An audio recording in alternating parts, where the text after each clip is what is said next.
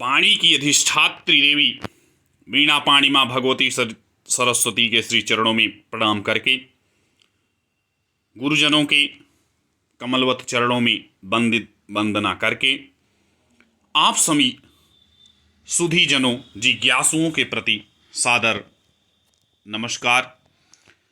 कारक प्रकरण के अंतर्गत पठित सूत्र अभिनिवेशस्य, इस सूत्र की व्याख्या इस व्याख्यान के माध्यम से की जाएगी। सर्वप्रथम इस सूत्र पर दृष्टिपात करें तो यह जो सूत्र है वह पूर्ववर्ती सूत्र और आगे आने वाले सूत्रों पर आधारित हैं।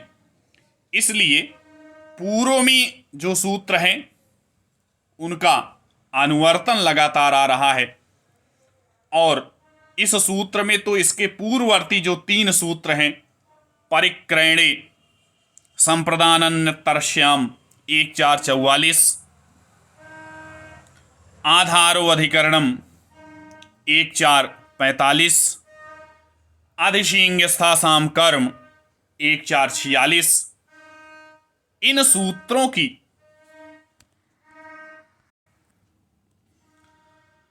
क्रमशः प्राप्ति है और इनका अनुवर्तन भी है।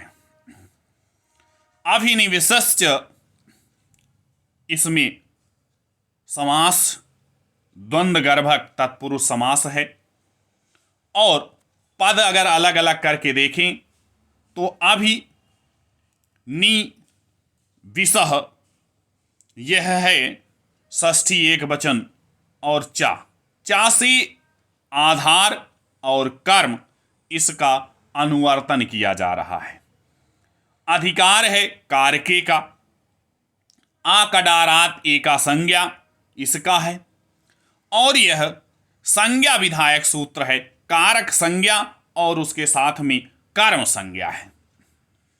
तो यह सूत्र कहता क्या है, इस सूत्र में क्या कहा गया है, इस सूत्र के द्वारा क्या विधान किया जाना है, इस विषय पर आगे हम लोग पढ़ते हैं।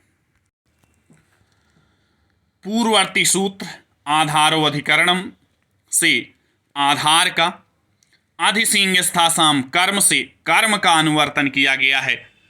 अब प्रस्तुत सूत्र के अनुसार यदि विष धातु से पूर्व अभि एवं नि उपसर्ग एक साथ आवे, अलग अलग नहीं कि अभी अलग आ जाए, अभी विष आ जाए, नि विष आ जाए, नहीं, एक साथ। इसीलिए सूत्र में पढ़ा गया है अभिनिव अभिनि। इसका तात्पर्य यही है कि अभि एवं नि उपसर्ग एक साथ आएंगे। किसके साथ आएंगे? कहें विष धातु के साथ आएंगे तो उसका जो आधार है, जहां पर वह क्रिया संपादित होनी है, उसकी कर्म संज्ञा हो जाएगी। चूंकि पूर्व से अनुवर्तन है तो यहां पर चा से कर्म और आधार, इन दोनों का अनुवर्तन हुआ था, तो आधार की कर्म संज्ञा हो जाएगी। उदाहरण है अभिनिविष्टे, अभिनिविष्टे है, निवेशते नहीं है, अभिनिविष्टे सन्मार्गम, यह है। तो अभिनिवेशते सन्मार्गम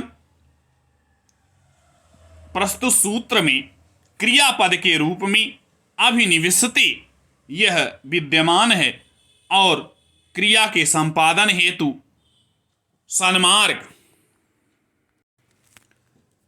विद्यमान है, जो आधार है, और अभिनि पूर्वक विष धातु का प्रयोग होने के कारण यहां पर सन्मार्ग आधार की कर्म संज्ञा हुई है।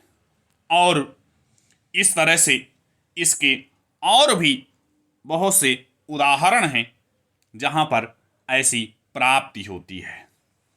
अब इस सूत्र में एक सूत्र और है 1444 जिसकी सूत्र संख्या है, पूर्ववर्ती सूत्र है वह, परिक्रयणे संप्रदान अन्यतरस्याम।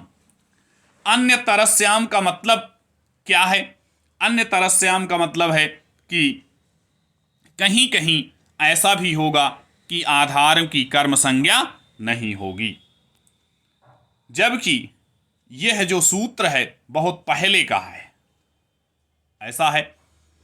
फिर भी इस सूत्र की प्राप्ति इसी सूत्र में हो रही है, और वह किस उससे हो रही है?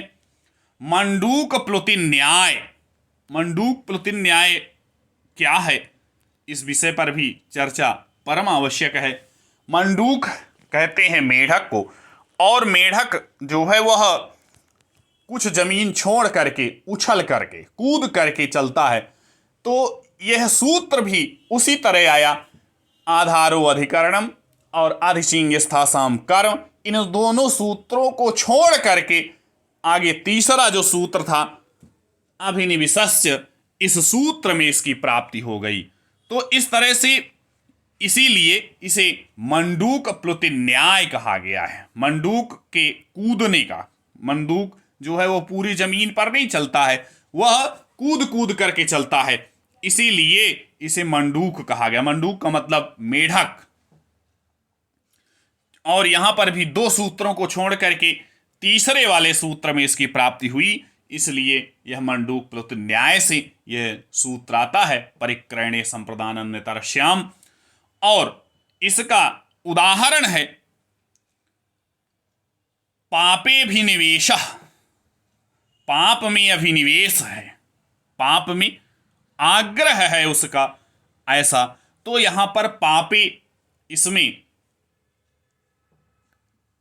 अभिनिवेश होते हुए भी अभिनि यहां पर और विष इस धातु का प्रयोग है, अभिनि उपसर्ग का प्रयोग है, लेकिन फिर भी जो पाप है, आधार है, उसकी कर्म संज्ञा नहीं हुई है यहां, इसलिए यहां पर यह अन्यतरस्याम के कारण ऐसा हो रहा है।